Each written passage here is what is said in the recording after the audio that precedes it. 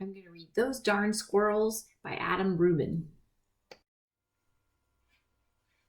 Those darn squirrels.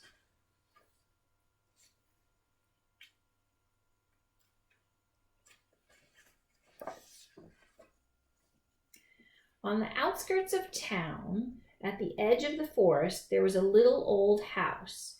The only thing older than the little old house was the man who lived in it, Old Man Fookwire. Old Man Fookwire was so old that when he sneezed, dust came out. He was also a grump. He hated pie. He hated puppies. The only thing he liked was birds. All summer long, the old man painted pictures of birds that visited his backyard. There were whirlybirds and bonga birds and baba birds and yaba birds. Even a rare floggle bird came by once or twice. Footwire's paintings weren't very good, but the birds never said anything. When the air turned crisp and the leaves began to change color, the old man grew sad. He knew that soon the birds would fly south for the winter, as they did every year, and that he would be lonely. Then he had an idea. If he fed the birds, maybe they would stick around. So Old Man Fookwire built beautiful bird feeders and put them up all around his backyard.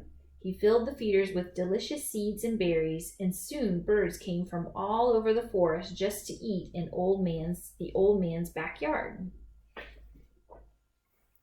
But the birds weren't the only ones who liked the bird feeders. The squirrels did too. Not that many people know this, but squirrels are the cleverest of all the woodland creatures. In fact, they're fuzzy little geniuses. They can make a house out of a tree, a bed out of a bunch of leaves, and a box kite out of twigs, dirt, and squirrel spit. They are also excellent at math. Winter was fast approaching, and the squirrels needed to gather as much food as they could to get ready, so they decided to take some of the bird food. The birds were not happy. Neither was Old Man Fookwire. When he discovered what had happened, he shook his old man fist and yelled, "Those darn squirrels!" He filled up the feeders again, but this time he hung them from a clothesline. Then he went back inside, confident that the squirrels would no longer be able to get the seeds and the berries. But the squirrels were determined. They devised a plan, and this time they took all the food from the bird feeders. The birds were furious. "Harm, harm, harm," yelled a bonga bird. "Those darn squirrels," yelled Old Man Fookwire. "Yum," said the squirrels. Oh goodness, look at them. All their big fat bellies. Now it was Old Man Fookwire's turn to devise a plan. He went to the general store to get supplies. He bought lasers and clamps. He bought wires and springs. He bought all sorts of tools and built a veritable fortress around his bird feeders. Then he refilled them very carefully. "Na, na, na, na," snorted the floggle bird. The squirrels stayed up all night working on their strategy. They drank cherry cola and ate salt and vinegar chips to help them stay awake. Finally, they had it, the perfect plan. They put on their tiny helmets and prepared to launch themselves into the air, over the fence, between the lasers, and onto the bird feeders. The first squirrel misfired and hit a tree.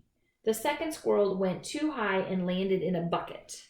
The third squirrel sailed clear over the house. The birds laughed and laughed. They each had one last delicious mouthful of seeds and berries from the old man's feeders. Then they flew south for the winter, just as they did every year. "Ba-buzz," said the floggle bird. After the birds left, Old Man Footwire was lonely, just as he was every year.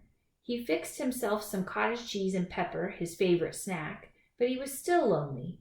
When he looked out the window, the squirrels could tell that he wasn't happy. "Go away," shouted the old man. "I don't like you squirrels." The squirrels held a meeting deep inside a large tree. They decided to give the old man a present to make up for taking the seeds and the berries. The sign says, "Squirrel meeting tonight." Now, not many people know this, but squirrels are not only fuzzy little geniuses, they also collect just about anything they find on the ground. These squirrels had a vast stockpile of spectacular junk to choose from.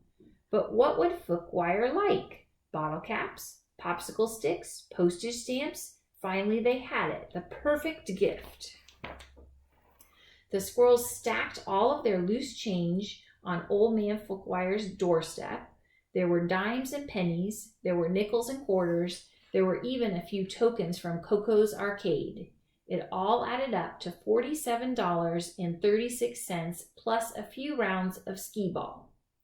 "Maybe you squirrels aren't so bad," Fookwire said when he found the coins, "but I still like the birds better." This gave the squirrels another idea. They raided their junk collection again and got to work. When Old Man Fookwire woke up the next morning, he was amazed to see that the birds had returned. But wait, those things weren't birds. They were squirrels in disguise.